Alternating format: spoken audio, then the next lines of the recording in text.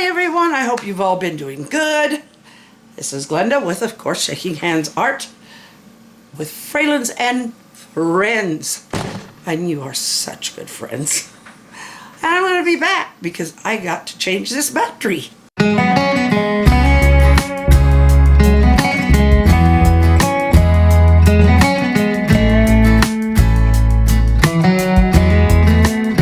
All right, we are going to go through this last chapter of Ruth step by step because there's quite a bit that happens.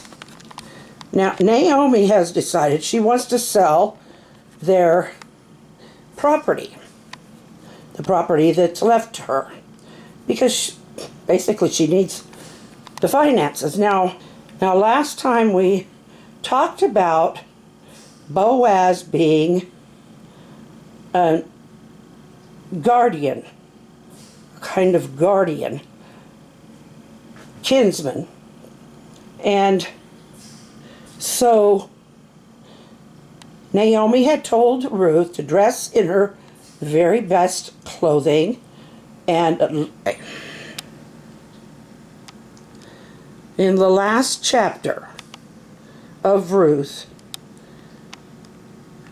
was told by Naomi to go and that night in her best clothes and lay at the feet of Boaz as he slept, and after everybody else was gone, and he was sleeping in the granary.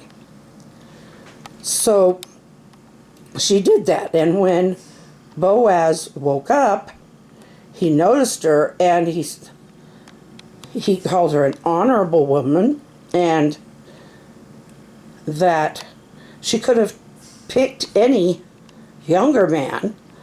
Now, some sources say he was like 80 years old.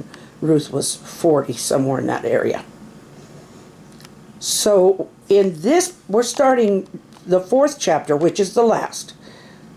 Now, Boaz has been caring for them in a sense of making sure they have food and all that. But somebody needs to become Ruth's husband in order to make this lineage thing complete under Moses' law.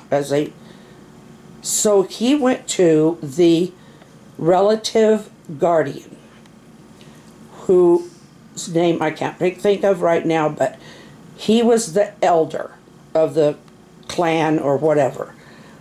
And Boaz got him and some of the other elders together so that he could speak to this main elder.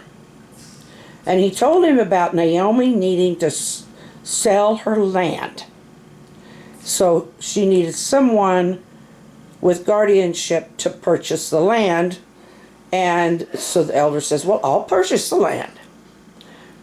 But then Boaz tells him, but she has a daughter-in-law, Ruth, and so that they would need to marry Ruth because there was no other lineage in their particular line, because Naomi's husband had died, both of her sons, which one was the husband of Ruth. And the elder said, oh, no, I cannot marry her. This would cause all kinds of problems in my home and all that. So they made the deal then that Boaz would be the one to purchase the property and marry Ruth. Now they took off their sandals, and that was how a contract was finalized, at least in this case. But taking off their sandals finalized the contract, and that's why the other elders are there as witnesses. So Naomi and Ruth have been waiting down here, and Boaz marries Ruth. Now, I have no idea what the marriage ceremony was like, if they had an actual marriage ceremony, or if it was just stated that they were married. So then Oh, what happened? Oh, there it is. Okay, so then Ruth is married to Boaz, and they are in his home now, and she is in his marriage, or in their marriage bed. And Ruth conceives. Now, when she gives birth, I didn't outline this one, but she gave birth to a son. And later, later, some of the, evidently she took Obed,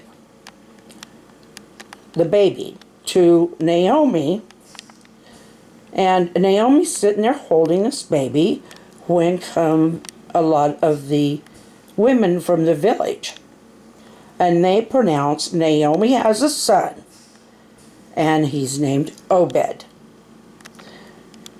Now, I don't know what all goes around this. There's some, I need to, with other study we'll find out more about that. But in order for the lineage of Elimelech and that to continue, then there needs to be an heir. And so Obed becomes the heir. And Obed, later, he becomes the father of Jesse. And Jesse becomes the father of David. Not just David, but King David. Now the beauty of this is that this is Bethlehem.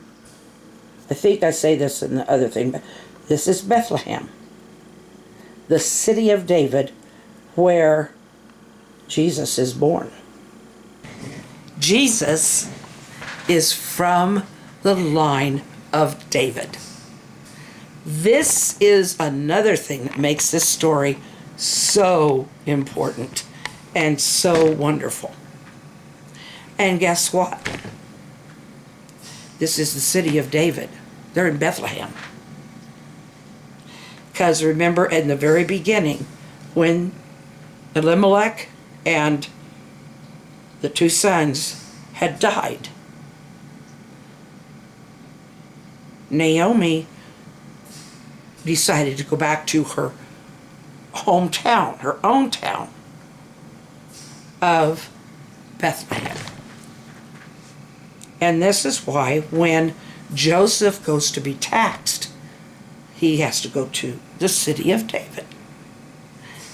Anyway, I think it's fascinating and very, very, it just kind of makes my heart sing to know all of this backstory that God has put in each step, how he built the Israelite nation, how he brought them out, how he built the actual, how he helped them to regain the actual land he'd promised to Abraham for his descendants, and on. It just, every piece is fit into place by God's hand.